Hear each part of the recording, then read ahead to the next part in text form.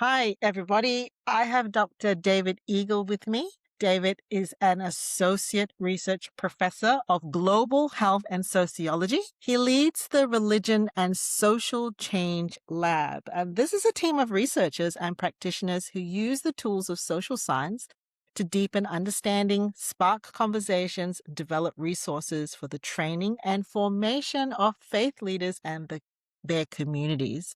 David works collaboratively with the Duke Clergy Health Initiative to promote clergy well-being across the life cycle and shifting cultural landscapes. Hello, David. Hello, Valerie. So wonderful to be here. Thank you for having me. Well, we had a great initial encounter in Houston at the Common Table Gathering.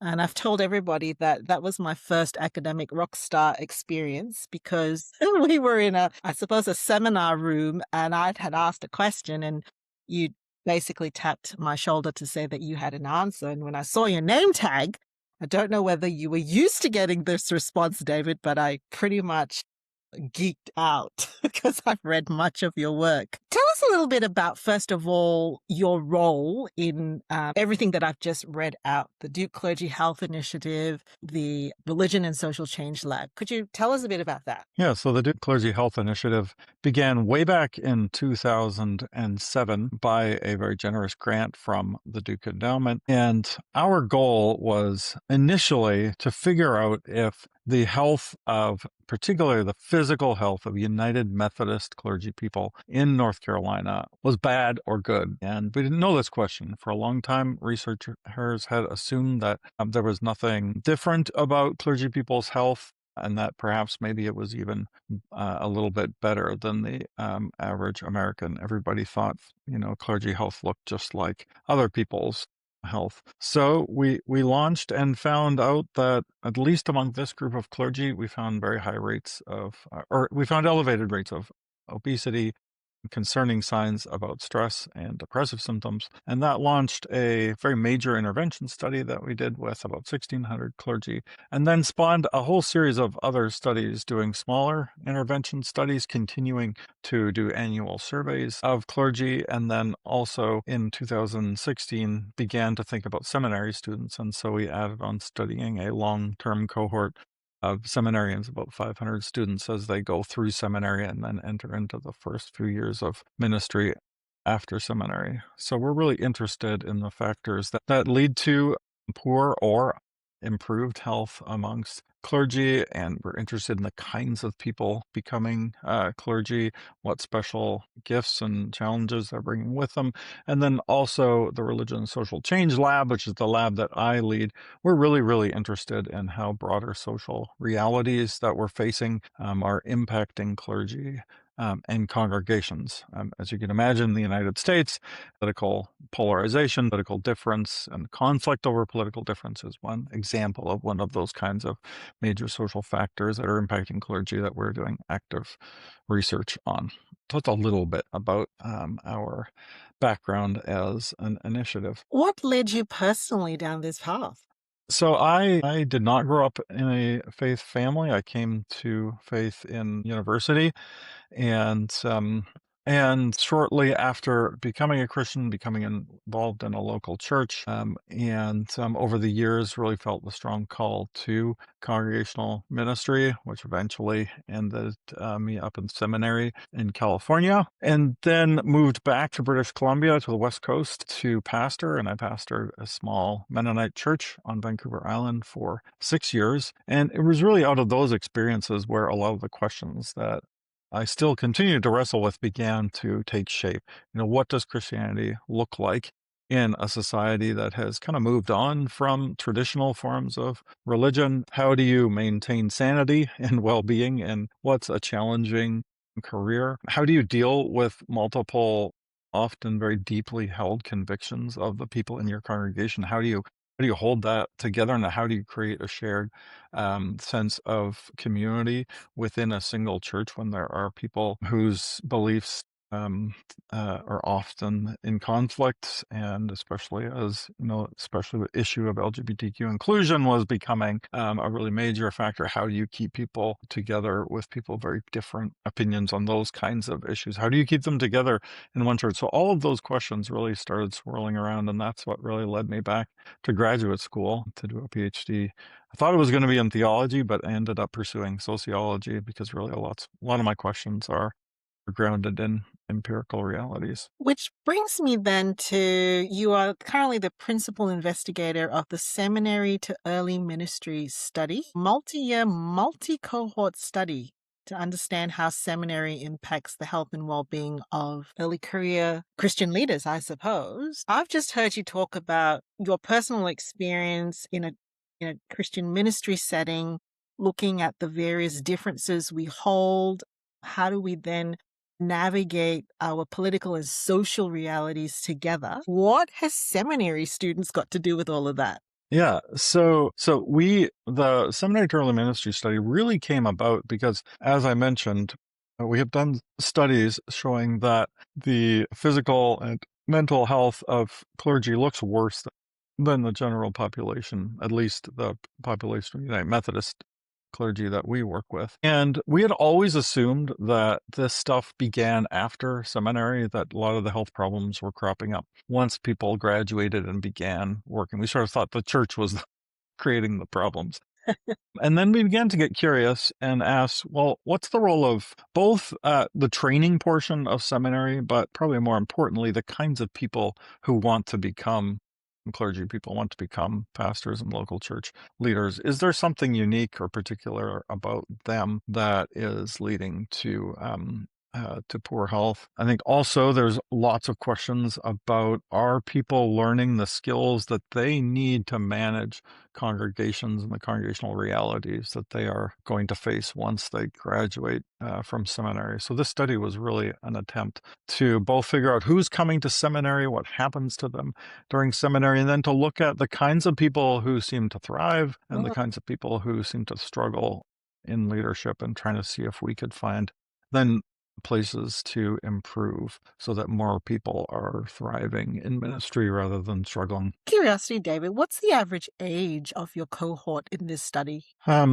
don't have the exact number before me, but it is around 30. So, at least with divinity schools in the United States, you sort of have two different kinds of seminary divinity school settings in the United States. One are the schools that are attached to larger research universities. Those schools tend to attract a younger population, so more students who are straight out of undergrad or short are not that far out of their undergraduate degrees. Whereas standalone seminaries, other seminaries across the U.S., they tend to attract a much older population and tend to have more people who are transitioning from another career into pastoral ministry. So definitely our students are younger on average than the average seminarian would be in the US. Although that is changing now that during our study, the divinity school here started a hybrid program. So that was that's mostly online degree that you're on campus a few weeks a year. So definitely the average age of students here is also getting older, reflecting that, there is a much larger demand for theological education amongst older people nowadays than there is amongst younger people.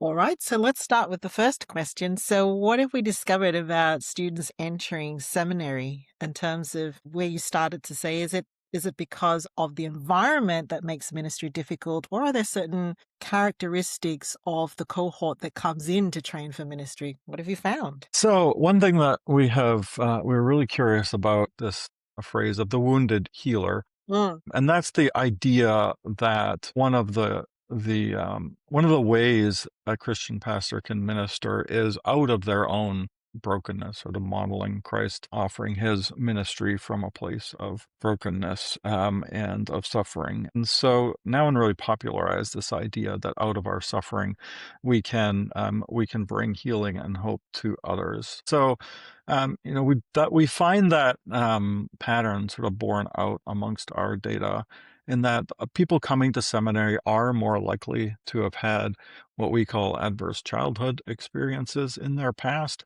particularly seminary students are much more likely to have grown up with somebody with a mental illness, and they're also much more likely to have experienced sexual or physical abuse as children. So there is definitely, and I think this probably speaks to broader patterns in that there are definitely more students who have some difficult experiences in their background, and it is out of that they have found healing and release for through their faith for some difficult experiences, and they want to give back.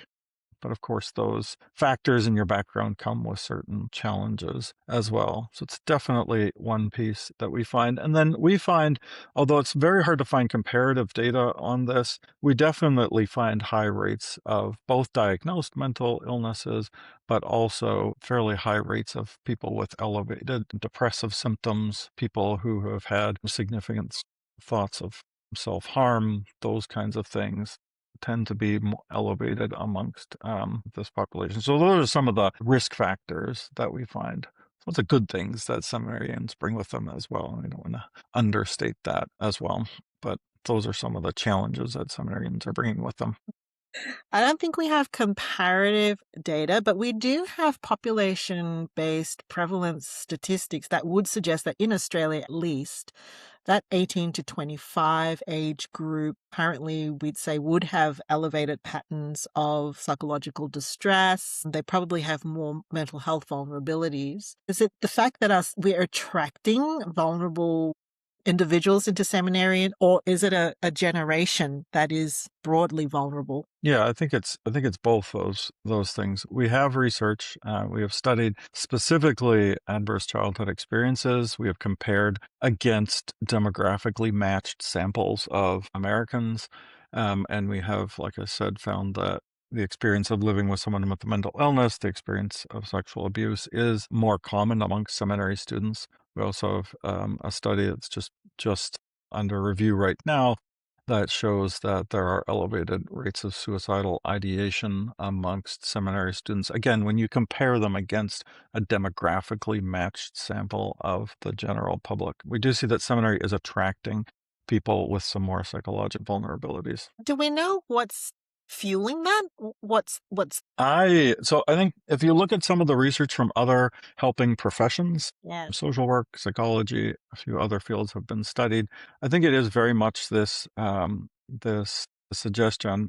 We can't nail this down with data exactly causally, but I think we have enough evidence that suggests that people with a specific set of vulnerabilities have a heightened sense of compassion for other people with who are vulnerable and could face struggles in life, and that they are drawn to professions that where they can offer help and healing to people who have struggled and suffered. So definitely the experiences of adversity can make a person more likely to want to help another person Yeah. endure similar or other kinds of vulnerabilities. So I think it's that pattern.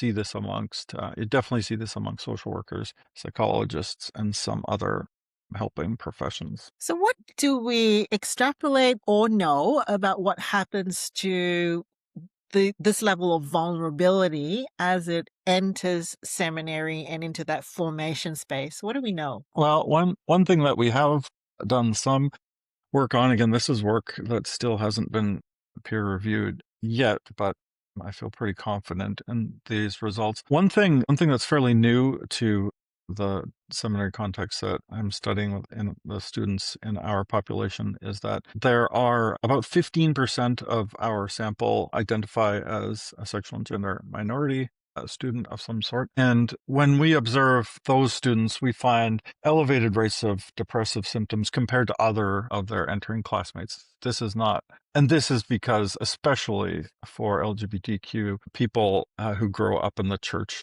they often have a lot of negative experiences connected to their sexual identity and their religious communities. So life has often been more difficult. They face a lot more discrimination in general society as well, and reconciling their Christian and their sexual and gender identity has been a struggle. So we see that pattern. The hopeful thing that we have seen in our data is that by the end of seminary, the population of sexual and gender minority students in our cohort looks no different than the rest of the student population. So there is something that's happening, and we have some qualitative data to back this up, that students who are coming in saying, hey, I don't know what it means to be gay and a Christian, they are finding support. They're finding probably models of gay Christians that they can emulate. They're finding they're being included in a community that is affirming of being Christian and gay at the same time. And so some of their psychological distress is alleviating. So definitely there are some, insofar as seminary provides a supportive environment for people with struggles of all kinds, I think seminary can be a really, really important time to integrate different aspects of your identity that may not have been well integrated before. We see similar things about students who have had, say, religious and spiritual struggles coming into seminary, have struggled with who God is and feeling distant from God, or having deep questions about their faith. That, of course, that also is correlated with and probably causally related to having more psychological distress. Again, for the students who come to seminary with some of that inner turmoil around what they believe and can they believe what they believe, can they have doubts about their faith, insofar as they find other people within seminary environment who've had similar struggles and can process that with their peers and through their classes, we do find that psychological distress does reduce. I think it has a different set of questions with students who then embark on their careers that we can get into as well. Well, let's go there then. All right. So I think the one challenge that we have heard some students talk about, we have a small sample of students that we spend a couple of weeks with, both 1 year and 2 or 3 years out from seminary. I think the one thing that those students have reflected back to us is that seminary is a very supportive environment for them. These students all are part of a divinity school that's in a large university, so there are a lot of psychological services. There's lots of peers who have similar experiences around them, and generally seminary is a fairly, although there is, of course, an ideological diversity and spectrum, the ideological spectrum is probably not as wide as it is in your average congregation. So seminary doesn't reflect the real world always. And so we definitely see students say that, I don't have nearly as many supports around me and available to me now that I am out in a local church. And this definitely, a lot of our students in mainline Protestant denominations will end up serving churches in rural areas or in more conservative areas, and those are very different experiences where it's not necessarily that the people who are around you in the communities that you live are like you. It's more difference that students are feeling, and then managing friendships and broader connections to the community are more challenging. So it's definitely one thing we hear. Definitely pastors are struggling managing ideological, political, and theological differences within their congregations as well. There's lots of really great research on this topic have shown that, at least in America, I'm not sure about the situation in Australia, but in America, political identity was not Americans' primary source of identity. Americans for a long time did not primarily root their identities in their politics. Way back in the day, in the 50s and 60s and into the 70s, you had Democrats and Republicans who were very liberal and very conservative. The parties were very mixed, and people's party identification did not really line up with their values nearly like it does now. But nowadays, people's political identities, at least in this country, have become very primary. And those are some people's most important identities, are their political identities, and their religious identities are sort of layered on top of that. Right. And so that makes churches much more rife with the potential for conflict. And COVID, of course, led to lots of sort of blew that whole sort of world up.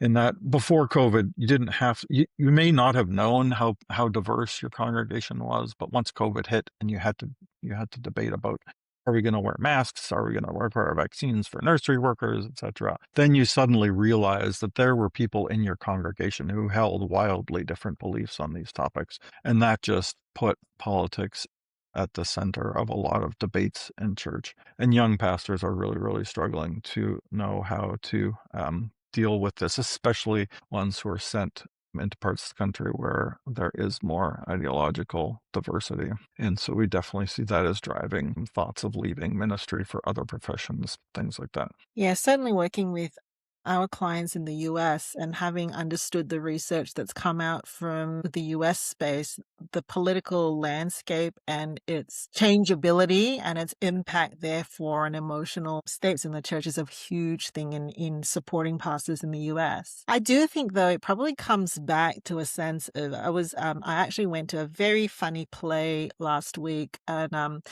was all about a group of friends who were looking at a piece of art one of their friends bought, which was essentially white. It was just a black canvas. And these three best friends have been best friends for decades. This act of buying a blank white canvas, the whole play is about them arguing over it. And one of them says, his therapist is helping him to understand that I am who I am and you are who you are until who you are impacts who you think I am. And therefore, who I am impacts who you think you are. This sense of belonging and these assumptions that we have around what that means for political ideology. But I think maybe in Australia, it could be along denominational lines, sort of what we believe is how we do church, the governance. These things do filter in to what splits us apart in churches in Australia. And one of the things that I've found consistent in reading across the literature, whether it's the Canada, UK, US, Australia, is that age certainly is a variable in well-being. Younger clergy generally have poorer mental health generally. And we are wondering in Australia whether that's around things like self-concept, self-identity, whether, the formation of seeing who I am is still so soft. And so when you enter a church environment, when you're a young clergy person, you assume that we'll all do belonging really well. And so as I enter this space where I'm soft in my whole sense of who I am, these strong views or strong opinions become very hard, and you almost feel like maybe I'm wrong, maybe I don't belong. Is that part of it, the sense of self and belonging, do you think? Yeah, again, we don't have a lot of data to support this, but I do think there is a lot of broader data out in the world that does back some of this up. You know, we we also, I think there has to be a part played here by virtual versus and digital community versus real lived community. Okay. And that definitely for younger people, they do live more of their lives in digital spaces and digital communities where it is much easier to self-select who your friends are and aren't. Whereas in real communities, that's different. It's a different set of skills that you need to build face-to-face kinds of communities than it is to nurture digital communities.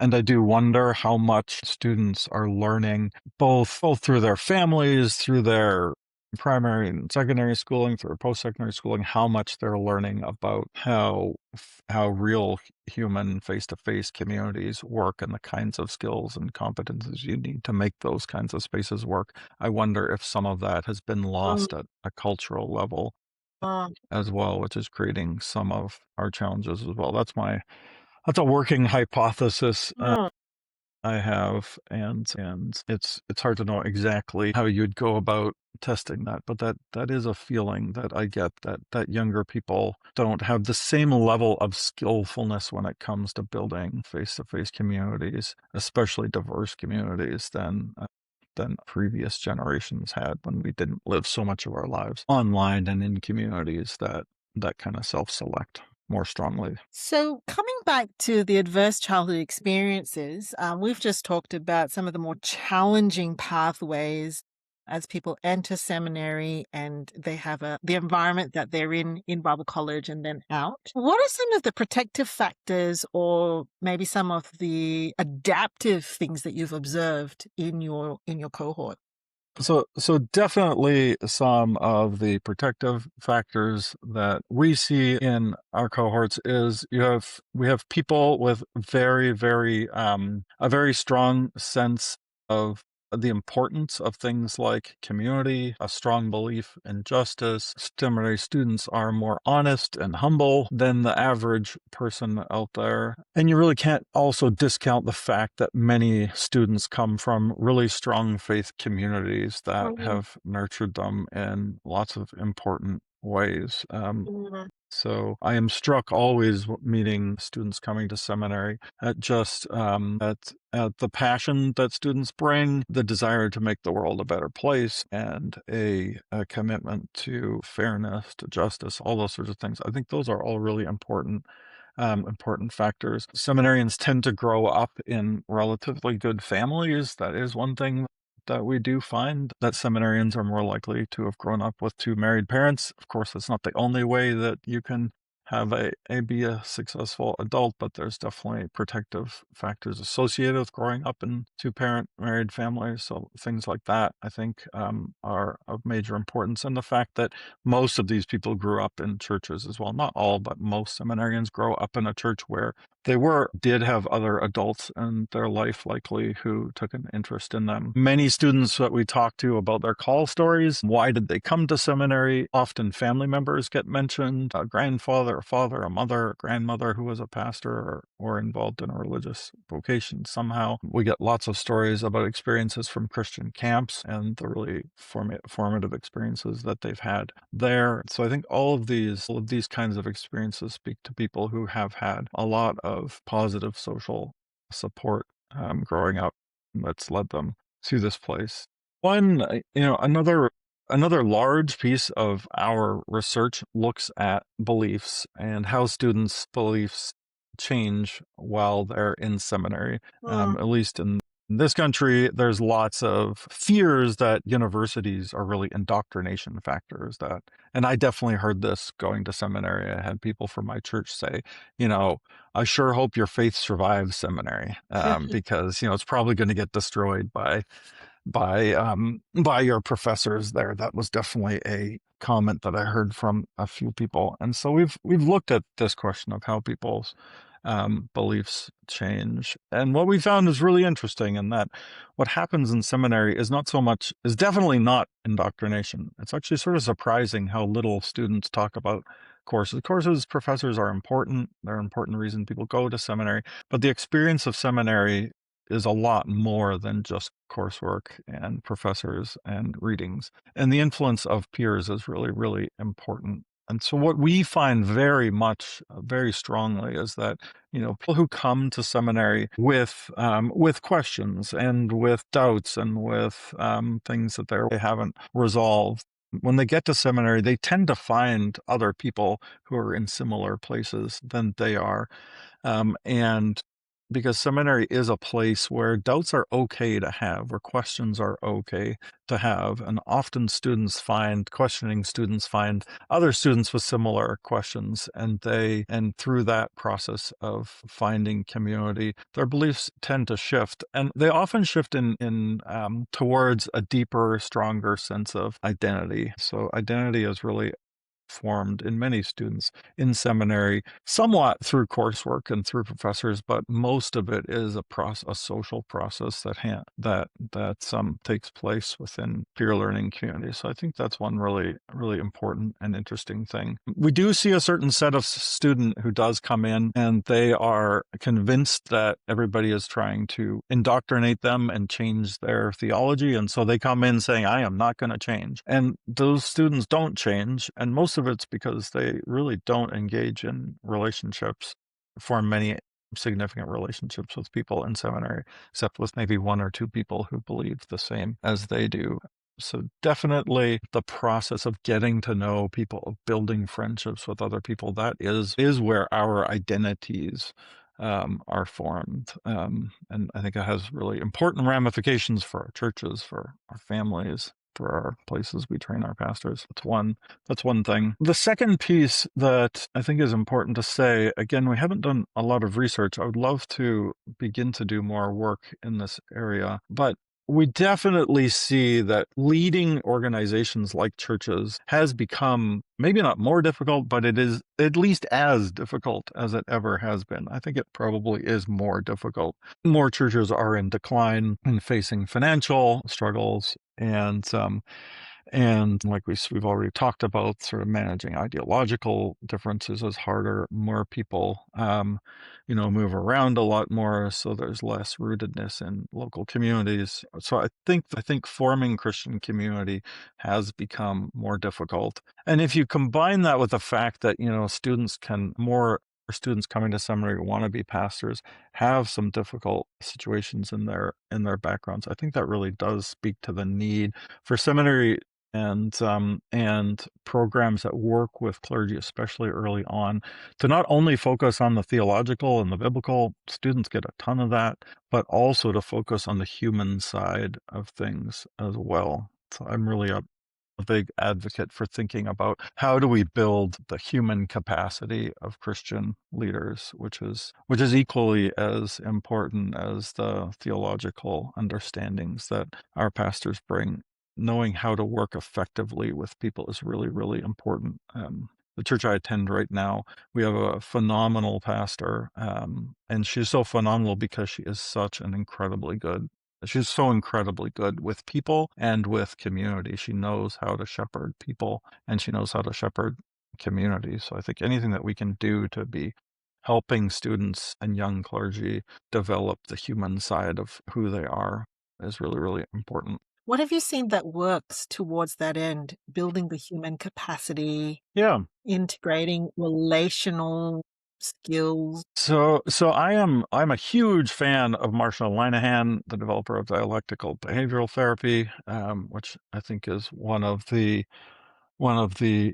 most incredible contributions that a single researcher has made to our world. Mm, What I really love about dialectical behavioral therapy is I love its focus on mindfulness. I think there is a ton within the mindfulness tradition that pastors can really benefit from. Pastors have a lot to do. There is a lot going on in their brains. Pastors are facing a lot of criticism, and there's a lot of emotion when you are a pastor. You are dealing with a lot of emotional situations. Developing mindfulness skills is really important to know, what do I do with all of these often strong and difficult emotions, and mindfulness is definitely one place. The other thing I love about dialectical behavioral therapy as well is it teaches a whole suite of skills, and in very extremely practical and useful ways teaches what, from basic things for emotional handling strong emotions, teaches you what is an emotion.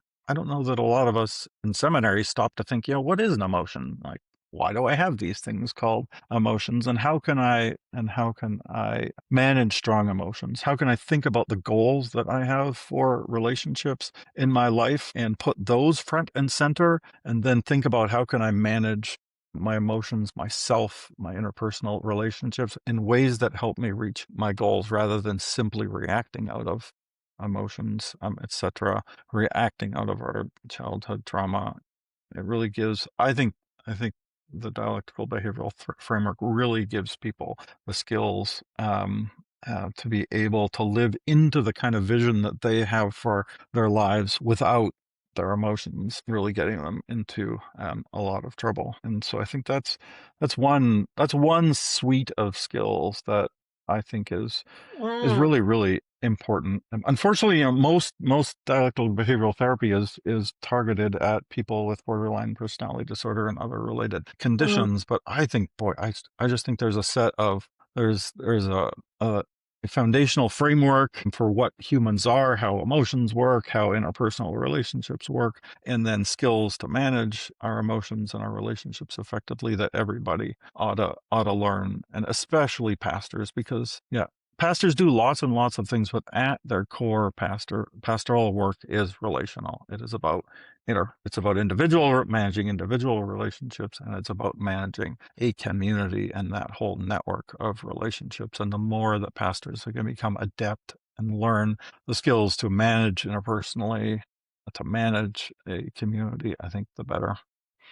And again, it's something that most seminary curriculums do not put at their core. Most of it's Bible, theology, preaching, etc., which are important. I think we need to figure out how to incorporate that sort of human set of capacities somewhere in the training process. Yeah, I'm surprised that you've mentioned Linehan.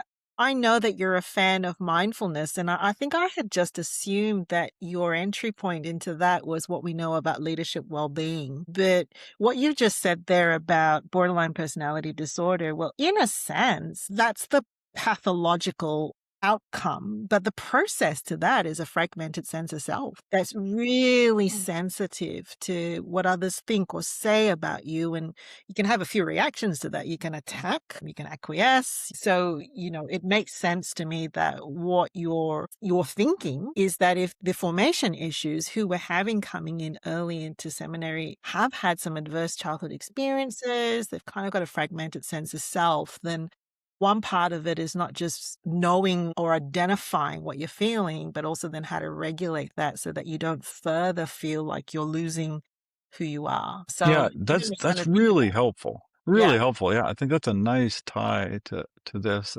At at its pastors think about identity so much. They think about their own identity. yeah. They think about the church's identity. They think about how to form Christian identity and other people. And so this identity stuff is so incredibly important. And I think it is very true that pastors often it is around this having a solid, firm sense of identity that pastors can struggle. So let's round it up here, David. So, we probably will have a range of people listening, but first of all, your heart as not just as a researcher, but a fellow Christian and someone who has been in pastoral leadership. If we do have early career pastors or ministry workers listening, what do you want to say to them? What can they take away from this? So the number one thing that I wish that somebody would have said to me was that it is okay that you are not a perfect human being. I think that was the first thing. And that they had given me places where I could go to deal with my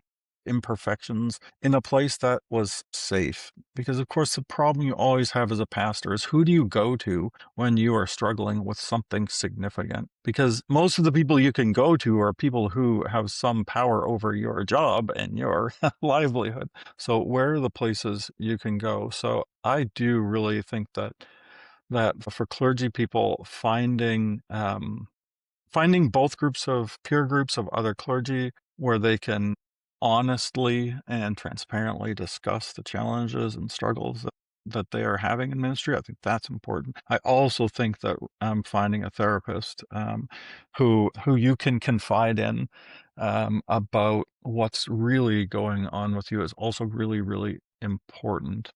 And that, I would encourage young clergy to find someone, and if you do find someone, to be honest and transparent about the struggles that you are having, that it's okay to struggle as a pastor. It's okay to have problems. It's okay to make mistakes. It's okay to have doubts. I think the biggest problem is that we often feel that there's something about being a pastor that means we have to be holier than the average person or better than the average person. And so we tend to sort of just try to deal with all that stuff internally, and that does not work. So I think that's number one. And then number two, I think the other piece that, I think I did this well as a pastor was that you cannot be a pastor and keep people at arm's length and develop friendships in your congregation and build deep community with the people you are in ministry with. I think that's another really important piece.